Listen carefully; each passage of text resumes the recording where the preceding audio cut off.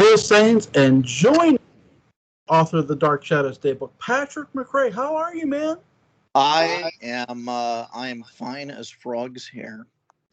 I got a real cheap fondue pot that I think I'm probably going to be electrocuted on very soon, and I got some blueberry chocolate fondue here that I'm working on, and and it's exactly like being on a date with Quentin Collins, except that he's not here, which is appropriate because he is, of course, a fictional character. How are you?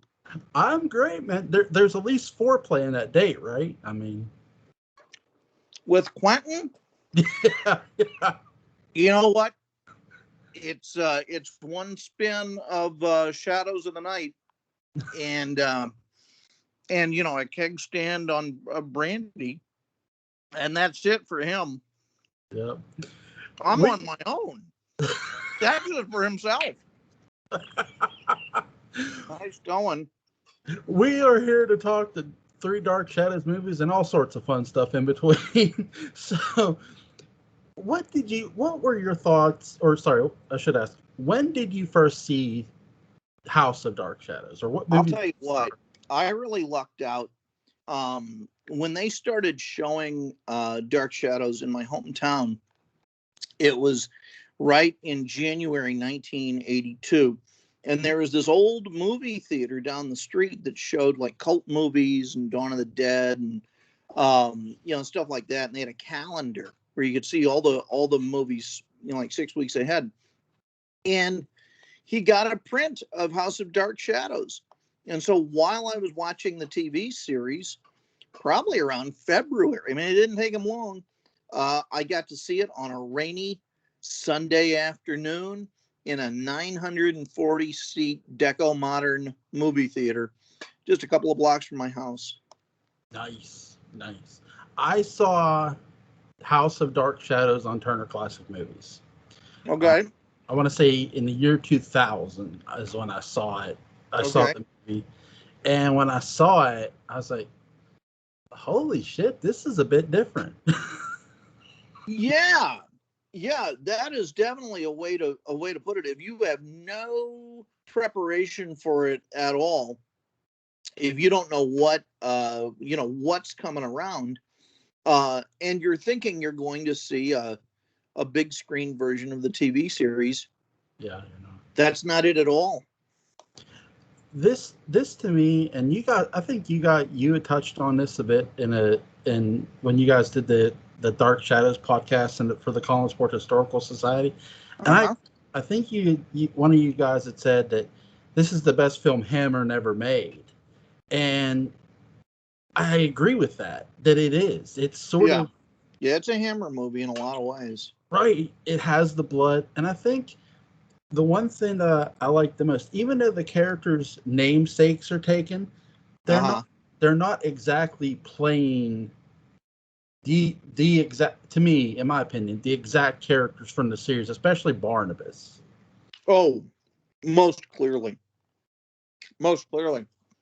He is a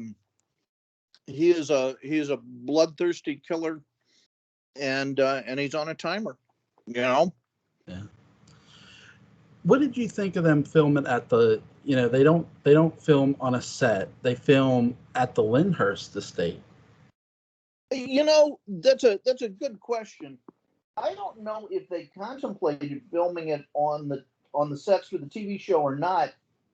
I assume they would be okay, but the issue with that is that the lighting and the set painting and all of that, I think for standard definition TV back then was a lot different than for a 35 millimeter motion picture. Right. And so I think even if they had wanted to, they couldn't have, because they could have done it like the Spanish language Dracula and just did it in Spanish. But also they could have done it like the Spanish language Dracula, which was filmed at night while Todd Browning was filming the English language movie. So I think they could have done it, but the lighting, they couldn't have done it with the lighting, the cameras, all of that. I think it would have been very restrictive. I I think Lyndhurst is a cold, stony, gray place, Yep. and those sets are I think it was called like French Renaissance Revival or something was the architectural style of the house. It was something like that. And so even the sets feel more austere, more forbidding, castle-like, rather than a great oaken throne room. Yeah. I feel like the Lyndhurst estate, it doesn't. It's a decent Collinwood, but when I think of Collinwood, and maybe this is just me, I think of the Seaview Terrace, Of like, course, because I watched the series first. Is that yeah, yeah. It's kind of a big ask to have a house called Collinwood, right? and all you see is rock. Right. Yeah. Yeah. It's to me, it's more like it's more fitted like a mansion than an actual. I don't know. It felt. I get that they wanted to make a big movie, like give it a big feel. Uh-huh. One of my favorite scenes is when Jonathan Frid is actually walking across the grounds, and you see him walking, going to the estate, going to the Oh, house. for the first time, Mhm. is it? I think that's really early into the movie. It is. Yeah, that was one of those moments. That was one of those almost Star Trek the Motion Picture moments where I thought, okay, yeah, this is what it really looks like. And there are flashes of that. There are flashes of, oh, now I'm in reality and Yeah. I'm seeing. Yeah. Yeah. What did you think of the fact that they got everybody? They got, let's see, Joan Bennett, John Carlin, Catherine Lee Scott. They got Grayson Hall, Humbert Allen Alstrado, Thayer David. They pretty much got everybody from the series to come do this movie. Sure. Sure. Well, I mean, for one thing, it was a nod of respect. For Right. another thing, it kept everything in the family. For another thing, it might have a little bit of extra box office appeal. Yeah. And finally, honestly, all of the actors you mentioned, at least at that point in their career, uh, I think were probably working for scale. Yep. And so, because Dan wasn't going to spend any more money than he had to, and he, I think he thought, well, I got to hire scale actors anyway. What's Dennis Patrick doing? Yep. Yeah, he actually played the sheriff in House of Dark Shadows, which Yeah, I was like, wow, he made a pretty good sheriff. he did. But I'm a big Dana Elcar fan, so Yep. just watch it. Just watch. I can start talking about Small Wonder anytime. I'm gonna write the Small Wonder Day book. There you go. Small Wonder every day. Pretty and bright with soft curls. Anyway, continue. Yes. Right. What do you? Or sorry, the Sleepy Hollow Cemetery. What were your thoughts on them? Because that's what I liked most. This too with this movie, the cemetery sequence. Oh God, that horrible funeral in the rain is amazing. Yes. Uh, I think again, that's one of the places where everything in the movie works. Yep. You know, and really you can't screw that up. If you're doing Dark Shadows and you get a cemetery like that, I mean, you could perform it with dachshunds, and Right. it would still kind of work. What's is do you have a favorite scene in this movie, like for House of Dark Shadows? For House of Dark Shadows, do I have a favorite scene? I think I like the argument that Stokes has with Julia. I really like the staircase scene where Stokes confronts Barnabas, Yep. and you know that both men know exactly what's going on, Yep. but they come out and say it. including the fact that Barnabas is burning to a crisp, kind of, but he's keeping his cool about it. And the serum hasn't entirely started to work yet. And Stokes just I know there's something up, Barnabas. Okay, good job, but I'm gonna get you. You can feel it too with their David and Jonathan Fred. They're sort of selling with their bodies ever before they say words too, with the way they're looking. They're such great talents too. They worked so well on that, and not just in that part, but throughout the movie. Do you think? Good. Well, no, I was just gonna say, one of the really strong points about that movie that I had never considered before is that I think Jonathan Frid, of all things, I really think he's made for the big screen. Yeah. I think he has that incredibly interesting face that, of course, dominates television beautifully, but he has an inevitably cinematic presence in that movie. You know, a role I wanted to see him in when I thought about it was I wanted to see him play Dr. Sam Loomis. That'd be great. Right? But what were your thoughts on Jonathan Fritz Barnabas Collins says something really interesting. He talks about being cursed. He says, when they put this curse on me, so he doesn't say Angelique, he doesn't say a witch. He says they. Yeah. I don't think he had a sequel in mind. I think though he left. I think Sam Hall and Gordon Russell really left their options open with that, right. And they knew they weren't going to be making another Barnabas-oriented movie, so that left it more up to the audience's imagination. Yeah. There's many great fan theories out there. A buddy of mine, Mark Gilman, he said that he thought it was the cult of Judah Zachary that cursed Barnabas. Oh, that's a great theory. Which I said that is a great theory, and I felt that it was who was it? Josette's aunt who cursed Barnabas. So I think there are a lot of great fan theories out there for House, like who put the hex on Barnabas. So yeah, I think it was Publishers Clearinghouse. I think he got into some sort of spat with Ed McMahon over the check, and that was it. The entire might of Publishers Clearinghouse sweepstakes came crashing down on the head of Barnabas Collins when Ed McMahon bellowed, "Anyone who loves you and does not buy a subscription to Cat Show Weekly will die." And that's truth. That's truth. I like that, man. That's good. Is there a scene maybe that you didn't like in this movie, or is there something you didn't like about it? Yeah, there's a lot I don't like about it, and I tell you, I don't want everyone to. I feel really, really bad for saying that, because I know that there are lots of people who love this movie, right? And I'm glad. Right. Whenever there's someone who doesn't like something, right, or who likes something that I don't, who had a good time at a movie when I didn't, well, I can't begrudge them that. They had, life is finite, and they had a better 2 hours than I did.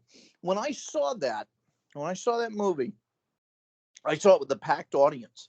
And even though it was less than, even though it was about 10 years after the movie came out, but just about 10 years, the audience, I think, had largely forgotten it because it wasn't showing up on TV in Louisville. It wasn't on cable. We didn't have VHS. We didn't have things like that. So even if they had seen it, they sort of forgot it. And the audience was so excited. I remember the vibe in the lobby was just incredible. And then the movie happened to us. And we saw all of these things that we love just kind of fall apart. And, in the Ragnarok sequence of the series, which is when Gerard has the zombies invade and all of that, and everything falls apart, it's all about inevitability. And then they do something with the apocalypse. You know, there are things that happen after the apocalypse to continue trying to prevent it. In this, I'm going to be really honest. I think Dan Curtis was mad at Jonathan Frid for not wanting to do a series of movies. And so I think he took his Tonka trucks and he hit them against a rock as hard as he could to teach Jonathan Frid a lesson. I don't know if that's really true. And Dan Curtis, great guy, but and it was a team effort. I mean, you know, it was written by a lot of people, but this is the kind of movie that you make when you think, I've got the hottest franchise on daytime television. It has incredible crossover appeal, and Hammer's making Dracula movies every 10 minutes. My God, we're all sitting on a fortune. And then this Canadian says he's only going to do one. Right. Yeah. You know, I think that made them all real mad. And so they made a movie that would be a success, but I'm sorry, Dan Curtis's bread and butter at that time was in a serialized format. And there were serialized movies his whole life. I mean, hello, Tarzan. And for him to not put two and two together and, you know, kind of give the audience what they want. I'm not saying that it is a bad movie in isolation, but the audience that I saw was just crestfallen by the end of the film. You know, you got to think that movie was being planned during the height of the 1897 sequence, the height of the show's powers, the height of the show's identity, and that we did not get a movie where Barnabas, Julia, and Willie are having to team up against Nicholas Blair, because you got to keep Angelique available to film the parallel time sequence on the TV series, because they got to have her and David Selby. I said David Hedison, that'd be great. David Selby to, you know, carry the TV series. But, you know, that you didn't have that movie as the start of a franchise and have Roger and Liz and Carolyn be the ones who are being defended by this odd trio with Professor Stokes in there helping out. That's your franchise. That's the beginning of your franchise. That is a decision that could have really propelled Nancy Barrett and a number of the other actors to the stardom, the superstardom they really deserved. The movie stardom, just putting them on the cinematic radar. And that we get this bleak, fatalistic movie. I mean, you know, did you ever see The Day After about the nuclear war? Yep. Okay, imagine if you tuned into The Facts of Life, Girls Go to Paris, was one of my favorite movies, of course, and you get The Day After. Well, Day After is a great movie. It is. But it's no Facts of Life, Girls Go to Paris. No. And when I went to see Jonathan Frid, I expected Lisa Welchel. Yeah. If you know what I mean. Yeah. And who doesn't say that frequently? So yeah, I think it's a movie that if I say this is not a Dark Shadows movie, it's great. It's really good. It's kind of weird, but it's good. But then when I think this is the bestest franchise in the whole world, and it's going to be a movie, and there are going to be a bunch of movies, and everyone will love Dark Shadows, and I will be held aloft on their shoulders like Charlie Brown for having brought it to their lives. And then it's like, well, no, everybody's dead. Everybody's dead. So see you later. Jeff Clark survives. Hey, that's something. Yes. Catherine survived. Now everybody likes Catherine. Everyone wants to see Catherine survive. Catherine survives. She's still alive today. So it's Roger Davis. So it worked. But it's like, Yes, Thayer David made a really scary vampire. Yes, he did. But I'd rather see him scaring the vampire. Yes. He, in many ways, if you're going to have Thayer David, he should be your Van Helsing in your story. Of course. Right? Hell yeah. You know, here's what I'll say to me is the biggest disappointment. I think I know where you're coming from. The movies aren't canon with the series for a reason, but you sort of wish, and I'm not trying to talk out of school here, you sort of wish that they sort of took the series, and if you were going to make a movie, well, why not take that series and actually make the full-on movie? Okay, so around episode 663, 663, they do this weird thing over the holidays, and I think it was a holiday gift from the show in 1968. And it's the flashback where Barnabas just wills himself back to what has become 1796. Yeah. And you know, it begins with a sequence of Barnabas narrating what happened, and it's kind of a clip show catch up. And then it is this fantastic self-contained that's your movie. Yep. Yep. I think what I like, my rating for House is a 7. Like, it's not the greatest thing ever, but it's watchable. It's fun. And what would you rate House? Like a scale 1 to 10?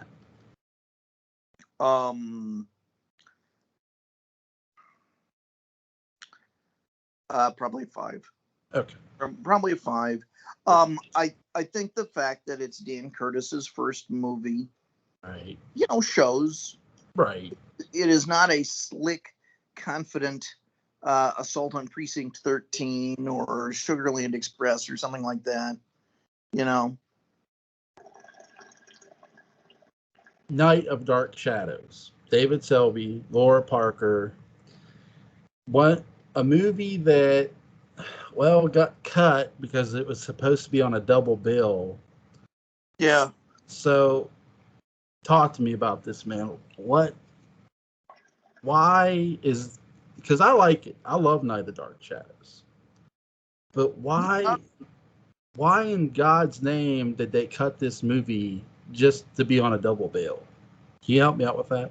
Because a man named Doug Netter, Okay, who was an executive at MGM at the time and later went on to be the executive producer of Babylon 5.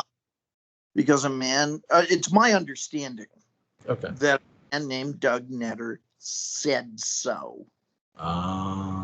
He just, I guess, you know, I mean, you know, we were the studio that made 2001, even though we didn't believe in it until we started to get reports. Yeah, you know, we're the greatest studio in the world. I know what's right.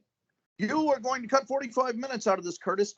Maybe just to teach Dan a lesson. If he was going to work in Hollywood, he was no longer going to be the boss that he once thought he was.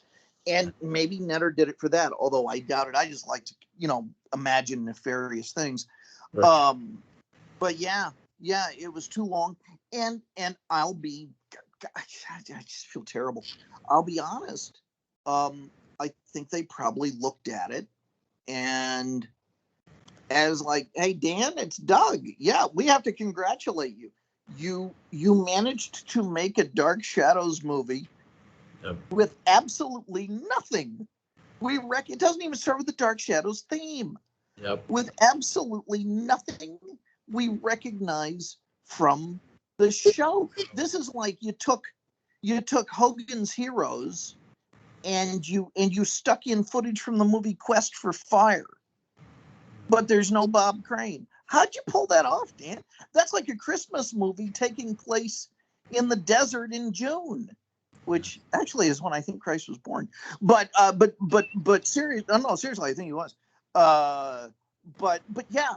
And so I think they just said, well, we have a Dark Shadows movie that has no Dark Shadows in it. I don't know how we're going to sell this. At least we can put it on other films if it's 45 minutes shorter. And Bob, did you understand them? I didn't understand them. Harry, when we screened it, did you understand? No, we don't understand it anyway. 45 minutes not going to matter.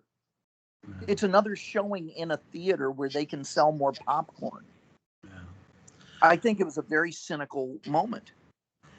Here's what I love about this movie. I love David Selby and Kate Jackson. They're great. I love how they're pulling up to the house. I love how they shoot this movie. I actually prefer how they shot this movie than how they shot House of Dark Shadows. Absolutely. It's a better movie. It's a more confident movie. It is. And I love what Robert Colbert does with the score. The score for Night of Dark Shadows is amazing. What do you like about it? Tell me about that. I love the fact that it's so psychological that when David Selby confronts Grayson Hall's character, he goes, "Is she real? Is it real?" And I'm like, "Oh my God, it felt real." When he did that, it put me right at that moment. I wanted to be Quentin doing the same thing. Like, what the hell's going on? Sure. And Selby's fantastic in the movie. Yeah. It's clear why, Hollywood was already tapping him to be in things like Up the Sandbox. Was what he just, with those enormous eyes and that enormous smile and that presence, he just fills any screen. I love the fact that they got James Storm in this. Dana Malay is in this in a flashback. Yeah. Chris Pennock is back there. Christopher Pennock. And so I love the fact that they got all these people in for a flashback and then the present day. And I love Grayson Hall's line. When she's basically ordering James Storm's character to go after Quentin, or to try to kill Kate Jackson's character. And there's this, my favorite sequence is the car chase sequence. It is so badass. Yes. Yeah, it is. It is. I agree. I don't know what my favorite sequence in the movie is. Okay, we gotta talk about this.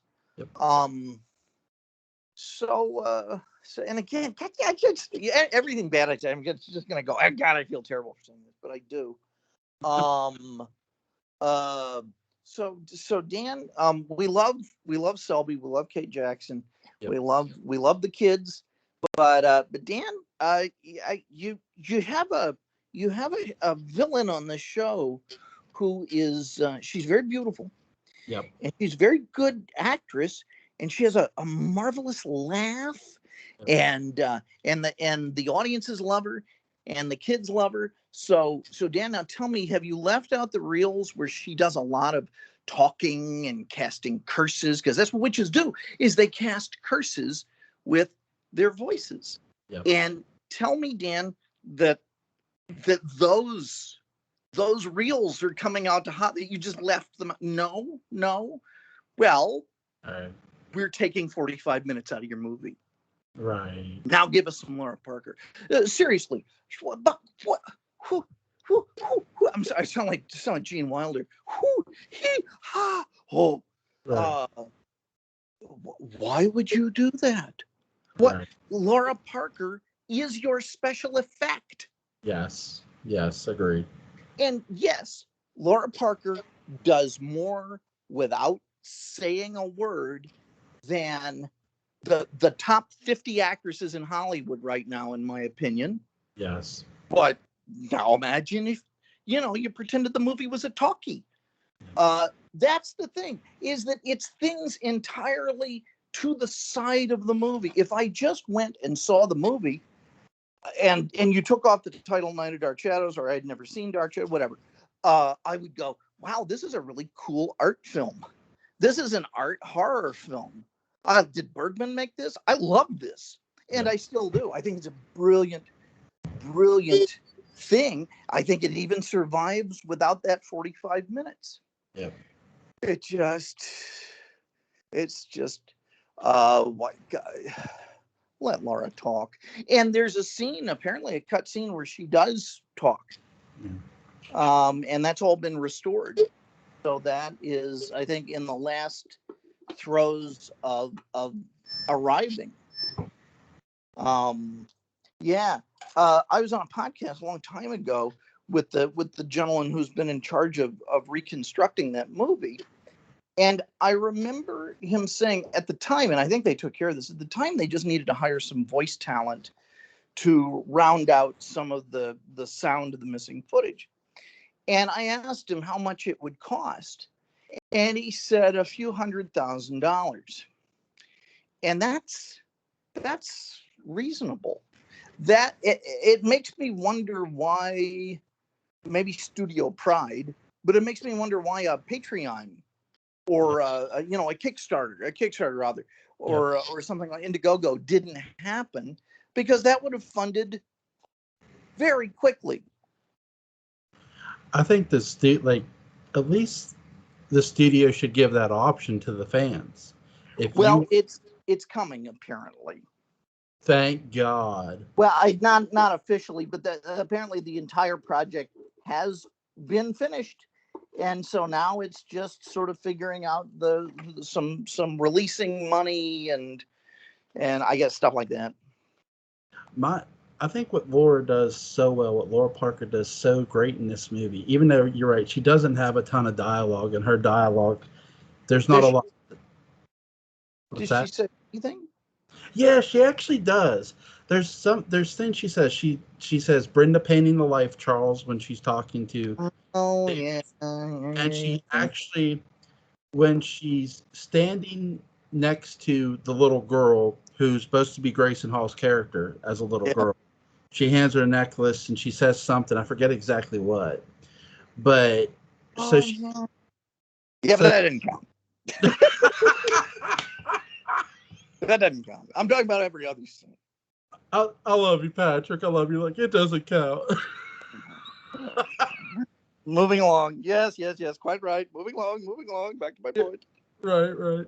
But so I love the fact that what she does most is she sells just with her motions and her movements, like her arms outstretched to David Selby's character, her just sitting there.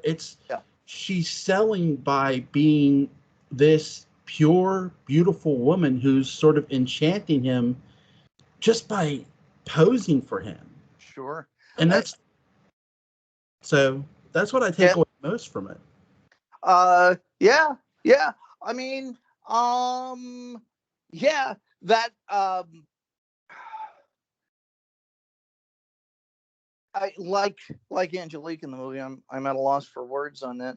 But seriously, I had some incredibly salient point, but I Jimmy Stewarted my way out of it.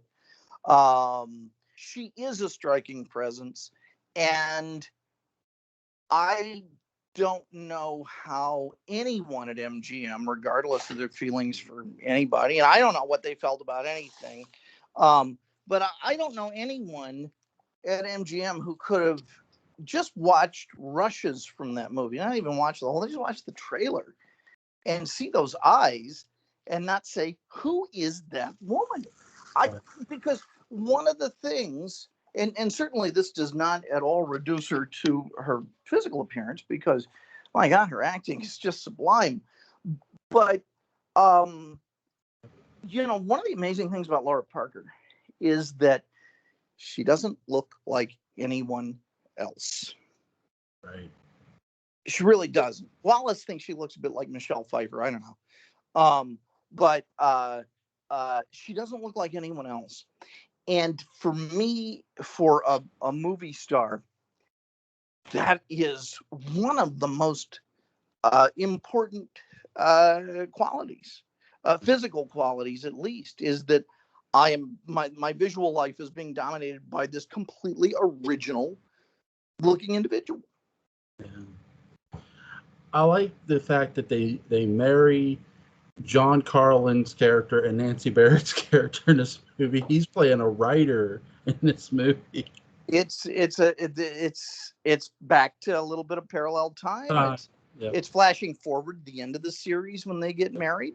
Yeah. And, for me, that all has great symbolic weight because they will always be Willie. They will always be Carolyn. And so what does it mean when he gets to a point that he can be a good husband for her and she gets to a point that she can see it? But that's a whole Jungian thing. Yeah, they make a good couple in the movie. And they're hip pals. They're the sort of pals I would hope my parents would have had. Yeah. Even though the 45 minutes is missing from this movie that it got cut. Yeah. Scale 1 to 10, I've always given this movie a 10. I love it. I know. I would say 8.5 to 9 easily. Cool. Yeah, I like this movie a whole lot.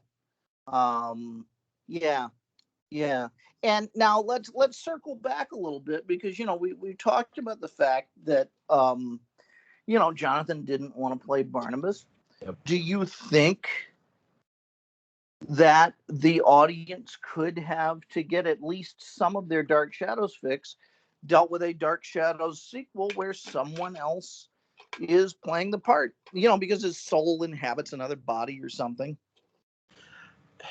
During the time that the series was still airing, probably not.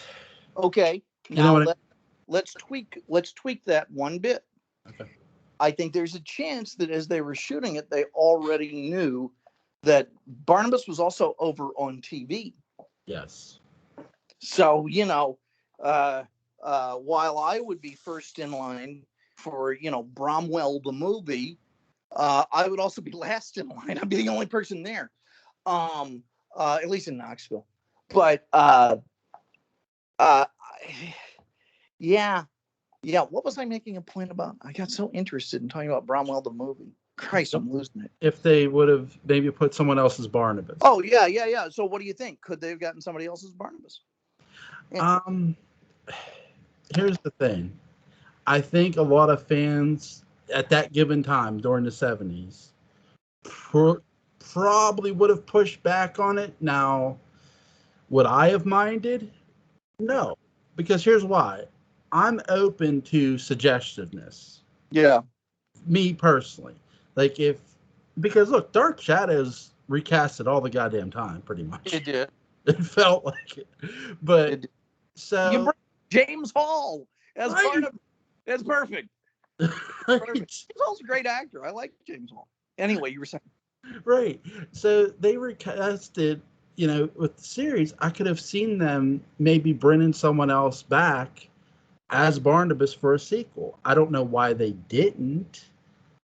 So what do you think? I'll tell you exactly what I think.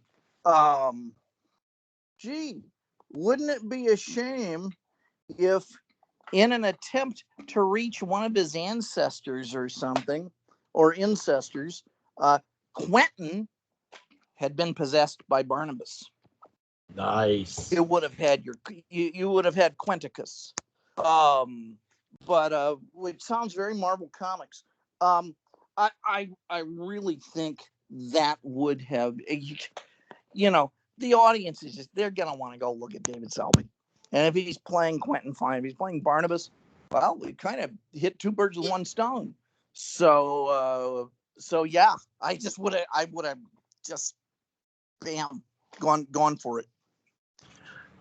I think that would have been amazing. That's such a cool idea, Patrick. I like that. David Selby being possessed, Quentin being possessed by Barnabas and becoming a vampire and all of that. And here's the thing is that I made a 940 on the SAT.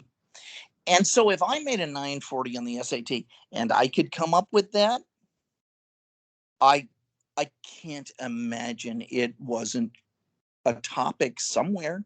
Right. We own the rights to the character. You would think even on contract. Right. You would think, and again, this is hypothesizing it a bit. You would think somebody had the discussion, hey, what if we do this for Barnabas, to put him in a different body? You would think that the discussion came up somewhere, right? Somebody gets the ring. They put the ring And boom, they're Barnabas. It's just like calling Robot Gilligan, It's sort of like the Patofe thing, where he's jumping into Quentin's body in a way, right? Yeah, that's Right. exactly what it is. So, okay, 2012, Tim Burton, Johnny Depp, Michelle Pfeiffer, Jackie Earle Haley. This movie is like a who's who of who's in this movie. What were your thoughts on Tim Burton's Dark Shadows? It was disappointing. Yeah. My thoughts at the time, by the time I saw the big trailer, which may have been the Super Bowl trailer, my worst fears that began when we saw that one shot of Johnny Depp on the beach, where we saw the Barnabas makeup for the first time as that spy shot. My fears were far more than confirmed. And as a friend of mine said, I stopped watching the preview about midway through when I realized it was for Austin Powers 4, which is a line I've stolen to various extents. And I remember going to the movie opening day with a sense of grim determination and being left. It's kind of like watching Star Trek Generations, where, God, I pulled a muscle trying to like that movie into being good. Right. And, with the Dark Shadows movie, the problem wasn't that it was a comedy, because so's the source material. Intentionally. There's a lot of funny stuff on Dark Shadows. A lot of funny stuff. You could have easily made, gotten the writers for Frasier to make a Dark Shadows comedy, and it would have been great. But instead they got a Pratt and ruined John August's screenplay for stupid reasons. But yeah, my issue is that it was a comedy. It's that it was an unfunny comedy. It was just a big bag of no. And it was in the promotion of that movie, when I saw it coming together, that I decided I was going to do the Dark Shadows experiment, and that I was going to watch it all in one summer, because I felt like attention had to be paid. And so, oddly enough, if it weren't for that movie, I wouldn't be sitting here now. Oh, wow. There would be no Dark Shadows Daybook. There would have none of that. So this movie inspired you? Out of rage. Yeah, that the franchise deserved better. Yeah. And that got me to confront my love of it and devote a summer of my life to it. And yeah. I think this movie was rushed in every way. Johnny Depp at that given point in time, was one of the busiest actors. He was literally going Pirates movies. They weren't easy to make. Right. He was going from out of post-production to in pre-production for another film. And then, so I think Johnny Depp gets way too much heat for this film. I more put it on the studio itself. I felt they did not have the best intentions. Did you ever see Murder on the Orient Express? Yes. Okay, well, it's a better movie. Anyway, but also remember the guy is killed, but it's all these different people who do it all, kind of at the same one after the other. Yeah. Okay. So it's my understanding that this is what happened. That, the producers, of which Tim Burton was one, I don't think it was the studio at all, in my opinion. They, at the time the TV show Vampire Diaries was out, True Blood was on, I think, and the Twilight movies were still, pretty resonant. And they thought the dumbest, most chicken shit Hollywood thought in the world. One where Hollywood is so Hollywood it stops being Hollywood. They said, well, gosh, there may be too many vampire things out, rather than this just being good publicity for them. Right. So we're supposed to let's make it a comedy. Wow. Yeah, everybody likes a comedy. And so they rewrote the screenplay. And from what I understand, it was just kind of, it was Johnny Depp, and it was Tim Burton, and it was Seth Grahame-Smith getting together and writing every day that they were jamming. Wow. That I got that from the Art of the Making of Dark Shadows book, which was the coffee table book that came out 6 months after the movie failed at the box office in America.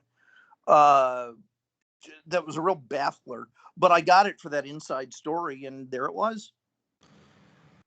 I'll tell you who makes this movie watchable a bit. Eva Green and Michelle Pfeiffer. I got to give Eva Green a lot of credit. I thought she played a good Angelique, even though it was fine. You know what I mean? The movie was wrote as a comedy. I agree with you. It was. They actually, I can't believe they made this movie. You know what I mean? As a fan, if you would have said, if somebody would have came in and said, hey, they're going to make Dark Shadows into a comedy movie, I'd be like, are you out of your mind? You know? No, I could, and I'll tell you why. The Brady Bunch movie. Right, okay. Based on television's other great gothic romance suspense horror. Sherwood Schwartz, the Dan Curtis of the West Coast. But seriously, the Brady Bunch movie did such a good job of telling a story that I wanted to watch. Right. And it managed to both embody the humor of that show, and Dark Shadows has humor, intentional, unintentional, has humor. Really embodying the humor of that show and commenting on it.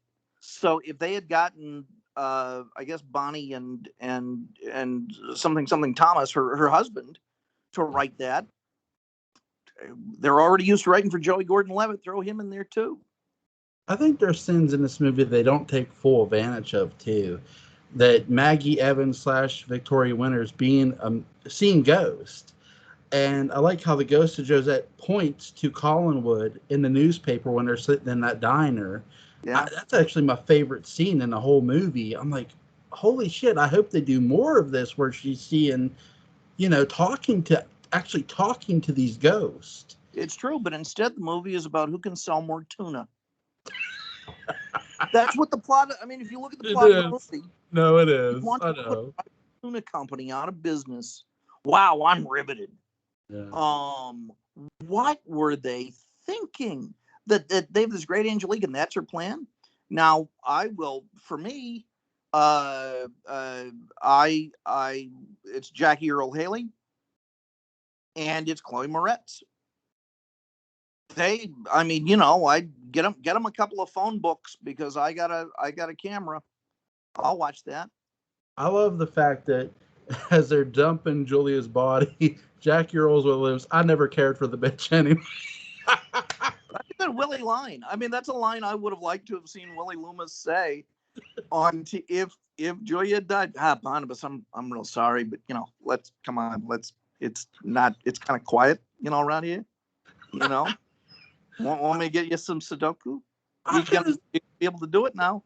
Oh, Barnabas, take the injection. Don't take the injection. Fall in love with this person. Don't fall in love with that person. No, there's none of that. There's this blissful silence in the old house. I agree with you. I could have seen John Carlin just uttering that line smoothly. Right? Sure. Right? Sure. He was, this is poor John Carlin. He was a man who was born for dialogue that they could not put on the show. Right. And, Martin Scorsese, since I'll, never work for you, affectionately up yours for not putting John Carlin in all of these mob movies you're making. My God, he would have been great in Goodfellas, in Casino, in Remains of the Day. He would have been fantastic, or Age of Innocence. That's it. He would have been great in those. He would have actually been really great in a James Bond movie as a villain. Well, he basically is. If you look at how Anthony Zerbe is done up in License to Kill, he looks and talks just like John Carlin. Yeah, that's true. So,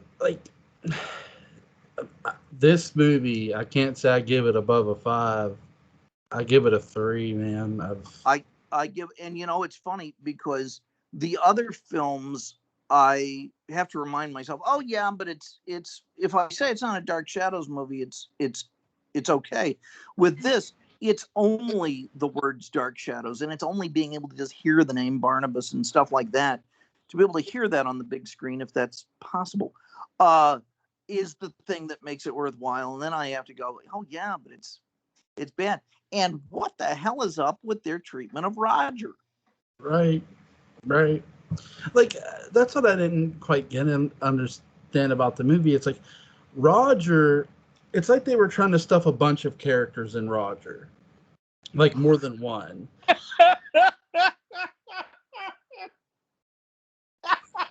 No, yeah, okay. I'm not saying a thing. Sure.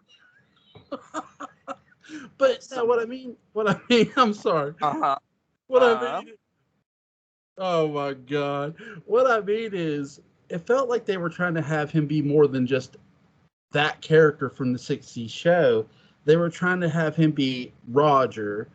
To some weird degree, it felt like they were trying to have him be Quentin in some weird degree. It felt There's like a little wire in there. yeah. I think there's even Jackie Brown. It's just crazy. So and then he's after the money. So that sort of feels like Jason McGuire, Willie Loomis a bit there from, Sure. So it felt like they were trying to stuff all these characters like in Well, Roger. okay. So mechanically they did that so they could establish more of a father-son relationship with David and Barnabas, which they largely cut from the movie. But there's a really good cut scene of Barnabas comparing, I think, the Collinses to dinosaurs, because they're playing with some toy dinosaurs. And it was a scene so good that they had to get it out of the movie. Jesus. Anyway, that sort of thing really makes me mad. It really does. Anyway, but back to Roger. So they had to get rid of Roger. Right. And so they took the easy way out and made Roger a bad guy, rather than here for the first half of the movie, we think Roger is kind of this effete, sniveling coward.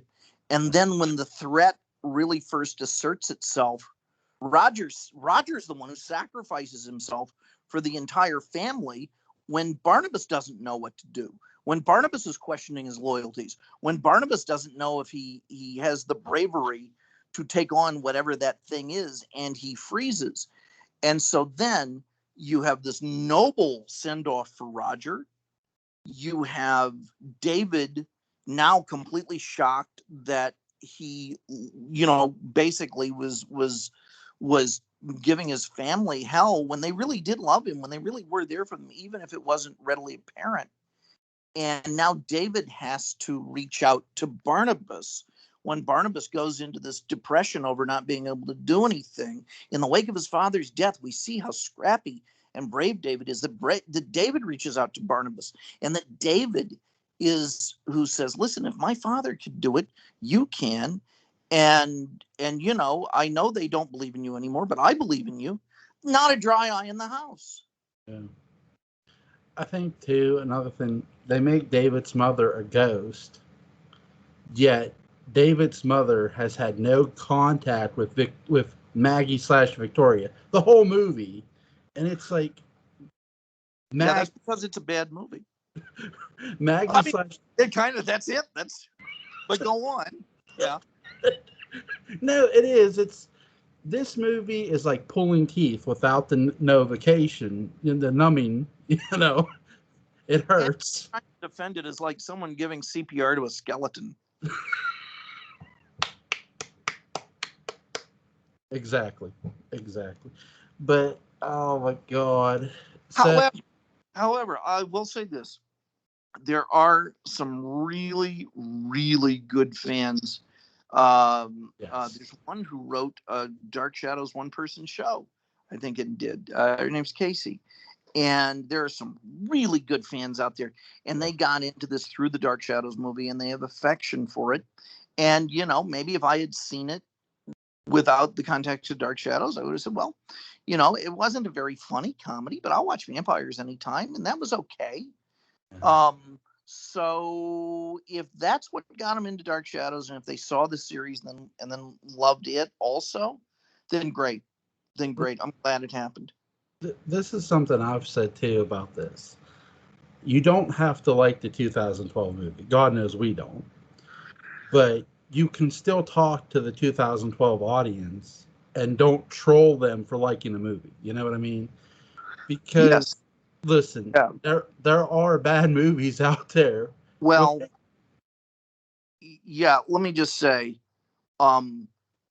pretty much until maybe 10 years ago, and it still goes on to a certain extent, the horror hipsters and the pop culture hipsters trolled us as Dark Shadows fans, as fans of the TV show.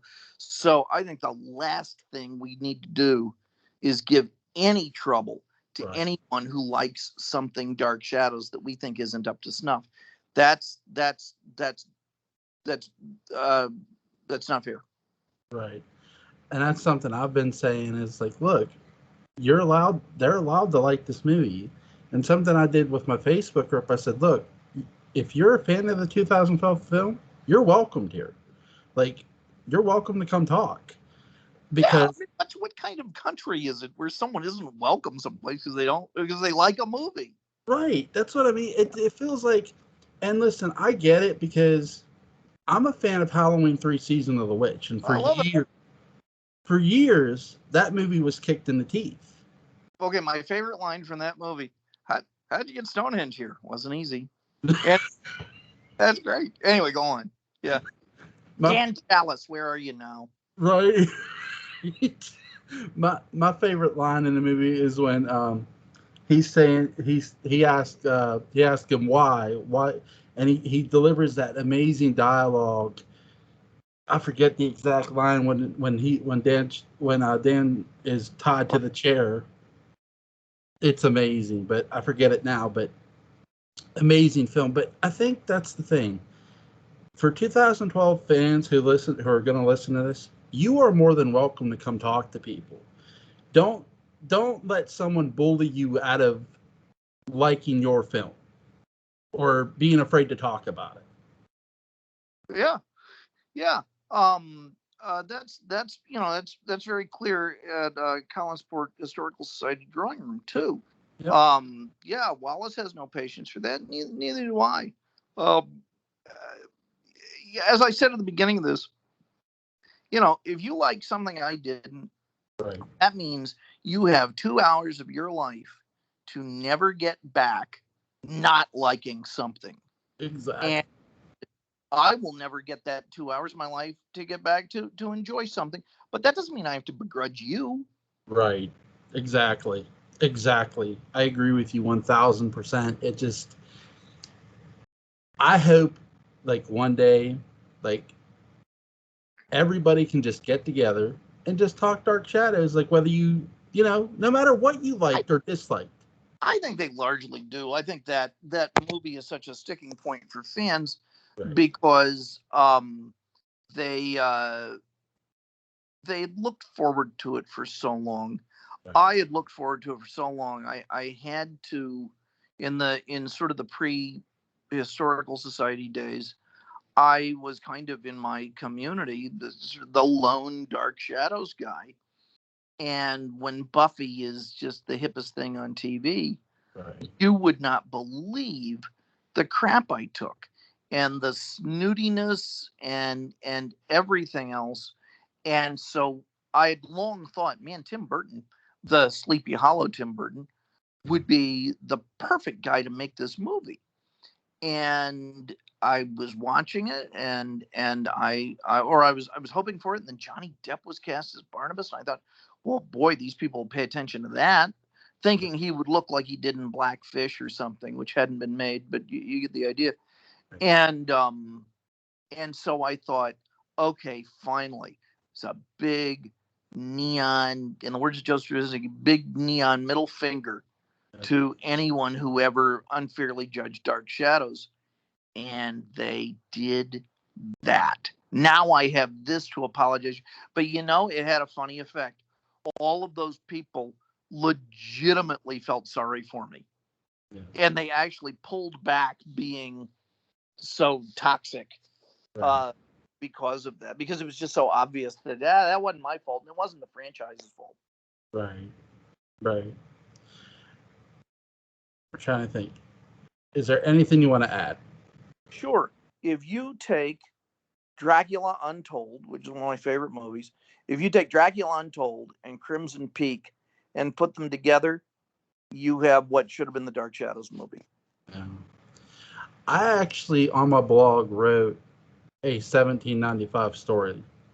Yeah. What happened? It's on my blog. I'll send it to you. And what happens in it is Angelique and Josette are coming from Martinique on a ship.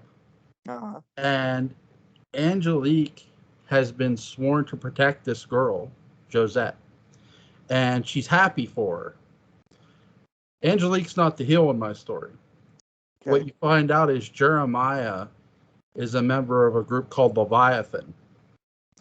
And he sort of has done a lot of bad things. And because Angelique is sort of suspecting of this, and Josette gets killed right after she marries Barnabas, she gets shot. She curses them. She curses the Collins family because she feels they killed Josette. So, and all sorts of shit, crazy shit. It's not the greatest thing. I like that a lot. Yeah, I think that would work. Now the villains in the real Dark Shadows movie, in the script written by John August, which I got to read and was fascinated by.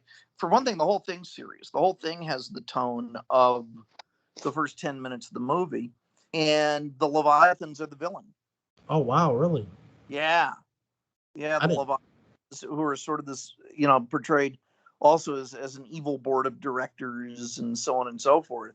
Yeah, as basically the Illuminati. I would have loved to have seen that. It's a great screenplay, and maybe one day a future comic book publisher will do a comic of that. Yeah. Do you think Dark Shadows was meant to be a film franchise? Sure. Why not? Okay. Yeah, why not? I think it could have been, because here's the thing. I remember I actually watched In the Heat of the Night, the movie, before I watched the series. Okay. Before my grandfather, for whatever reason, showed me the movie before the series. So I knew it was a movie before it was a series. Yeah. But my mom did the reversal for MASH. She showed me the series before the movie. So it's weird how there's movies that become series. And here's Dark Shadows. It was a series trying to be a movie franchise. And I've always just found that so interesting. 10 years before Star Trek. Yep. Yeah. 10 years before Star Trek. And I'm very sad that didn't happen. My vision of a Dark Shadows movie, a House of Dark Shadows movie, I'm not saying it would have been a better movie. Right. But I think it would have had a better shot at creating a franchise and for giving people who really liked the show and liked the show at that point, including, and I hate to say this because we're not pandering, but including a lot of kids, that thing could have been really successful, and it could have, I think, had real legs. And so we look at the opposite of what happened. It didn't do the franchise any favors. No, it didn't. Here's the thing. I don't think the 2012 movie killed the franchise. Oh, no, I was talking about Dark Shadows. Right. No, it was. Right. Yeah, but back to the 2012 movie. Yes. I don't think it killed, like, Dark Shadows being a potential movie franchise. No, it didn't. I think it just, because again, it drew those fans to the original series. Yeah. So I think one day we will get another Dark Shadows movie. Oh, definitely. Absolutely. So, Patrick, my man, I'm out of questions, dude. I really. I'm on all to roll. My head is aching, bursting with Dark Shadows Daybook After Midnight, or whatever we're going to call it, because I've been editing like that like crazy. I'm going to stop recording and talk to you after that. But before I do, link to get Patrick's book, The Dark Shadows Daybook, is going to be in the description box. You can go follow my friend Patrick McCray at the real McCray, Patrick McCray, on Twitter. Patrick, thank you so much, man. My pleasure. Thank you.